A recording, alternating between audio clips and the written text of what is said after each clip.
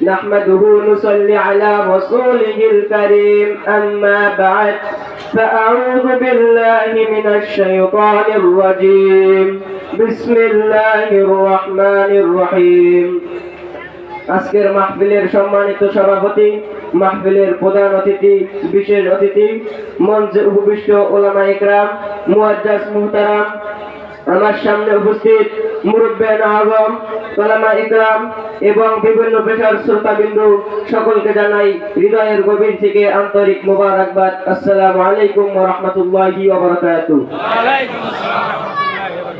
সর্বপ্রথম মহান আল্লাহ সুবহানাহু ওয়া তাআলার শুকর ও সুজুদ আদায় করি, সকলে সমস্বরে বলি আলহামদুলিল্লাহ। হৃদয়ের সবটুকু ভালোবাসা উজাড় করে প্যারে নবী রাহমাতুল লিল আলামিন হযরত মুহাম্মদ সাল্লাল্লাহু আলাইহি ওয়াসাল্লামের উপর দরুদ সালাম, সকলে বলি সাল্লাল্লাহু আলাইহি ওয়াসাল্লাম। প্রিয় সুধী, আজকে আমি আপনাদের সামনে মুসলিম জাতির উন্নতি ও অধঃপতনের ইতিহাস সম্পর্কে আলোচনা করব ইনশাআল্লাহ। প্রিয় সুধী, ইসলাম ধর্মের অনুসারীদের নাম মুসলিম।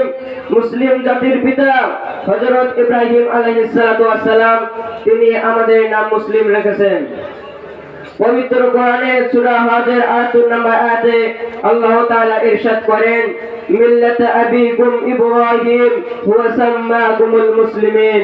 তোমাদের জাতির পিতা ইব্রাহিম, তিনি তোমাদের নাম মুসলিম রেখেছেন। মুসলিম জাতিসত্তার এক বিরাট ইতিহাস ঐতিহ্য রয়েছে। নবী করিম সাল্লাল্লাহু আলাইহি ওয়াসাল্লামের যুগ থেকে, এমনকি তার আগের যুগ থেকেও মুসলিম জাতি সম্পর্কে আল্লাহ তাআলা ইরশাদ করেন, কুনতুম খায়রা উম্মাতিন উখরিজাত লিন-নাস তা'মুরুনা বিল মা'রুফ ওয়া তানহাউনা আনিল মুনকার ওয়া তু'মিনুনা বিল্লাহ।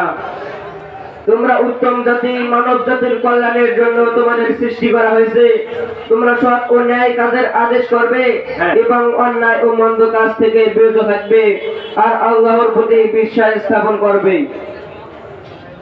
বন্ধুরা, শ্রেষ্ঠ উম্মতের তিনটি বৈশিষ্ট্য যথা আমর বিল মারুফ, নাহি আনিল মুনকার, ঈমান বিল্লাহ। যতদিন মুসলমান এই তিনটি বৈশিষ্ট্যের অধিকারী ছিল, ততদিন তারা বিশ্ব শাসন করেছে এবং পৃথিবীতে প্রাধান্য বিস্তার করেছে। এবং তারা যতদিন কোরআন ও সুন্নাহকে আগলে ধরে রেখেছিল, ততদিন তাদের হাতে ছিল বিশ্বের লাগাম। তারাই ছিল প্রগতিশীল উন্নত জাতি।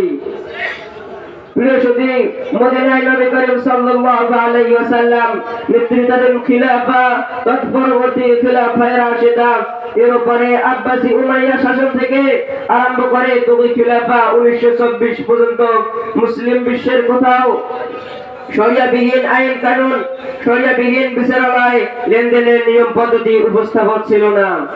উল্লেখিত দীর্ঘ সময়ে গায়রে শরিয়া সমাজ, রাষ্ট্রীয় অবস্থা কোথাও প্রচলিত ছিল না। লেনদেন কাজ কারবারের কোনো একটি ক্ষেত্রেও কোরআন সুন্নাহের দোয়াসীমা অতিক্রম করা হয়নি। শুধু লেনদেন হতে পারে এমন কোনো ব্যবস্থা প্রচলিত ছিল না। ফলশ্রুতিতে এই গোটা ইতিহাসে মুসলিম বিশ্বের কোথাও মুদ্রাস্ফীতি যেমন হয়নি, তেমনি দেশে শরিয়ার আইন কানুন চাল থাকার কারণে দেশের শৃঙ্খলা বিরাজ করেছিল। চুরি, ডাকাতি, হত্যাখুন, মদ, নেশা, জুয়া ইত্যাদি সামাজিক ব্যাধি মহামারী রূপে দেখা দেয়নি। প্রিয় উপস্থিতি, আদর্শ খিলাফা ব্যবস্থার পর সুদীর্ঘ সময় না আইন প্রণয়নের অধিকার তো ধরে থাকুক, আইনের ব্যাখ্যা করার অধিকার তাদের আছে, তাও কখনো ভাবতেন না। এই ব্যাপারে তারা সবসময় তিনি শিক্ষায় শিক্ষিত আলেম পণ্ডিতদের উপর নির্ভর করতেন।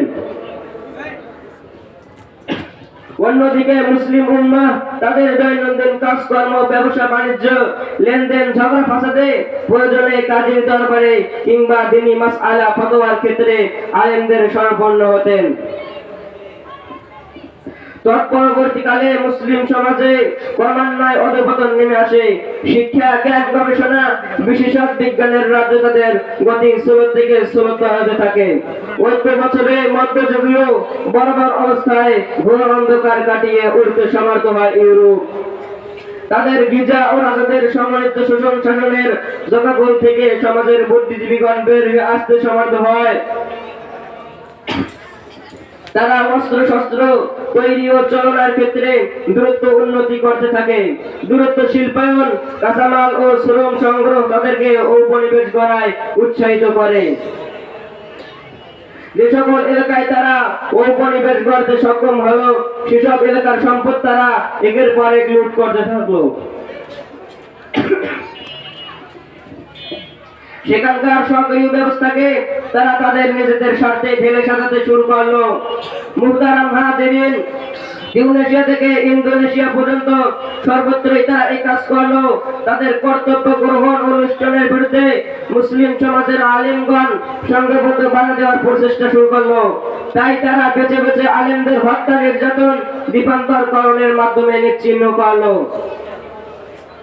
মুসলিম জাতি তাদের সেই আবু বকরের মতো কমলতা,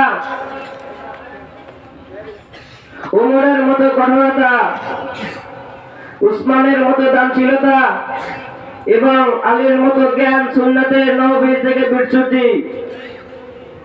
প্রিয় উপস্থিতি, এই হলো মুসলমানদের উন্নতি ও অগ্রগতির ইতিহাস। যেই মুসলমান এক সময় সমগ্র বিশ্বের নেতৃত্ব দিয়েছে, যাদের ইতিহাস গৌরবজ্জ্বল ইতিহাস, সেই মুসলমান তাদের ইতিহাস ঐতিহ্যগুলোকে ভুলে গিয়ে আরাম এবং ভোগ বিলাসে মত্ত হয়েছে। ঠিক সে সময় তাদের উপর অধঃপতন নেমে এসেছে। তাই আজকের বিশ্বের মুসলমানরা শতকরা 5 হওয়া সত্ত্বেও মাত্র 4 শক্তি নিয়ে কোন রকম পৃথিবীতে টিকিয়ে রয়েছে। সংগ্রামী তাওহীদি জনতা, আজকের প্রশ্ন হলো, কেন আমাদের এই অবস্থা? কেন আমাদের অধঃপতন? কেন আমাদের উপর ওই কাফের মুশরিক বেঈমানেরা বাঁকাচোখে তাকায়? এর একমাত্র কারণ হলো আমরা আমাদের পূর্বপুরুষদের ইতিহাস ও ঐতিহ্যগুলোকে ভুলতে বসেছি। আমরা ছেড়ে দিয়েছি তাদের অনুসরণ। যদি আবার আমরা তাদের পরাঙ্গ অনুসরণ করি, তাহলে ইনশাআল্লাহ ফিরে আসবে আমাদের সোনালী ইতিহাস। সুতরাং বীরের জাতি, সিংহের জাতি, মুসলমান গাফলাতের ঘুম ছেড়ে দাও, নিজ দায়িত্ব কর্তব্য সম্পর্কে সচেতন হও। যদি আবার আমরা ইমানের বলে বলিয়ান হয়ে নিজ দায়িত্ব কর্তব্য সম্পর্কে সচেতন হই, তাহলে রবের কসম বিশ্বের মধ্যে আমরাই হব উন্নত জাতি। সুতরাং বীরের জাতি, সিংহের জাতি, কোন বাতিল শক্তি আমাদের দিকে চোখ রাখার সাহস পাবে না ইনশাআল্লাহ। আল্লাহ তাআলা আমাদের সবাইকে বিশ্বের বুকে মাথা উঁচু করে দেওয়ার তৌফিক দান করুন। আমিন।